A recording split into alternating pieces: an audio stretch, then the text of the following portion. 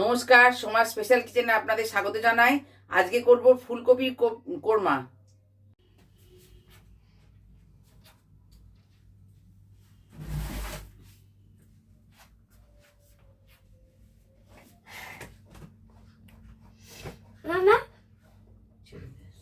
তেলটা গরম হয়ে গেছে, আমি এবার ফুলকপিগুলো ভেজে নেবো হালকা করে।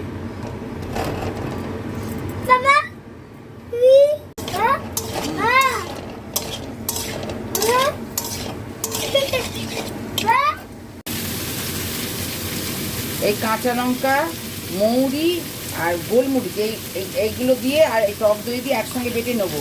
আর বাটবো হচ্ছে পেঁয়াজটা বাটবো, কাজুটা বাটবো, আদা রসুনটা বাটবো, এগুলো একসঙ্গে সব বেটে নেবো। এটা আমার ভাজা হয়ে গেছে, আমি তুলে নিচ্ছি। আচ্ছা, এতে আমি এবার তেজপাতা, এই গোটা গরম মশলা, গোলমরিচ এগুলো ফোড়নে দিলাম। এটা পেঁয়াজ, আদা, রসুন এই তিনটে বাটাটা আমি দিয়ে দিলাম। আচ্ছা, এটা গোলমরিচ, মৌরি, কাঁচা লঙ্কা, টক দই একসঙ্গে বেটে নিয়েছি, এটা দিয়ে দিলাম। কষিয়ে নেবো, সব শুধু একসঙ্গে কষিয়ে নেবো। এবার এই কাজু বাটাটা দিয়ে দিলাম। এবার দিলাম চিনি দিলাম। এবার দিলাম পরিমাণ মতো নুনটা দিয়ে দিলাম।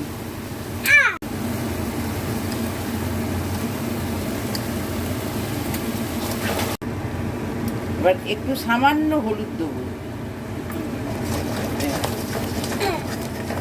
এবার ফুলকপিগুলো দিয়ে দিলাম, ভাজা ফুলকপি দিয়ে দিলাম।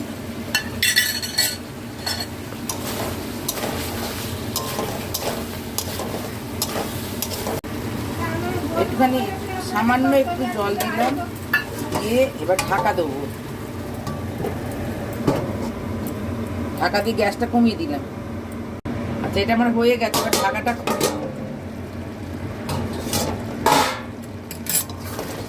এবার এতে একটুখানি গরম মশলা দিলাম।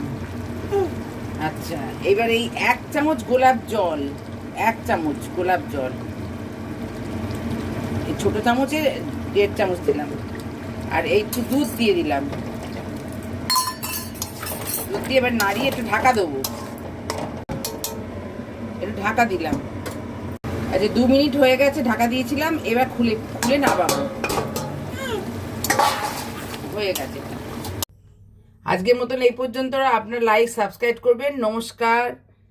এটা একবার করে খেয়ে দেখবেন, এরকম করেই করবেন, তবে বুঝতে পারবেন এটা কত সুন্দর টেস্টি জিনিস।